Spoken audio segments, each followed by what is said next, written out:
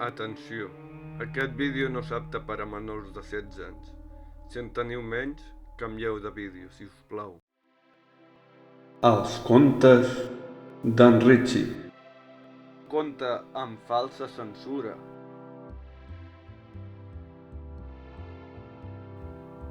Aquell matí em vaig despertar malhumorat per culpa del soroll del timbre. Qui podia trucar tant d'hora? Em vaig preguntar. Vaig sortir del llit, vaig mirar per l'espiell de la porta. Era la meva xicota. Aleshores em vaig alegrar. Veig que estàs content, va dir-me ella. Sí, és que és el primer cop que vens a casa meva. He vingut perquè necessito que em facis un favor, va dir. Quin? I va dir. Vull fer un trio i necessito el teu El puc veure? Sí, esclar que sí, passa, com si fossis a casa teva.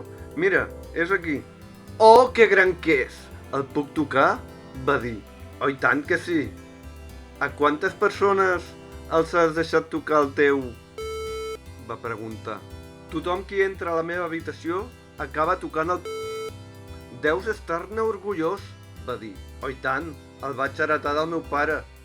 Ja veig que presumeixes de i de pare, va afegir. Sense l'ajuda del meu pare, no l'hauria après a tocar. Segur que tard o d'hora algú te n'hauria ensenyat, va dir ella. Sí, potser sí, tu ets una gran professora de...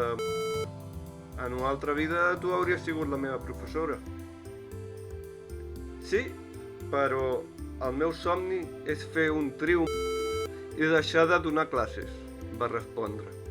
Li vaig deixar el meu que el vam haver de entre els dos.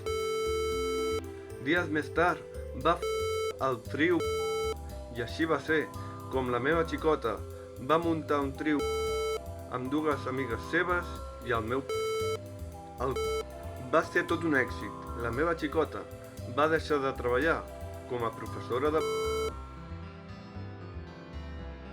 Si us ha agradat el conte, doneu-li amor.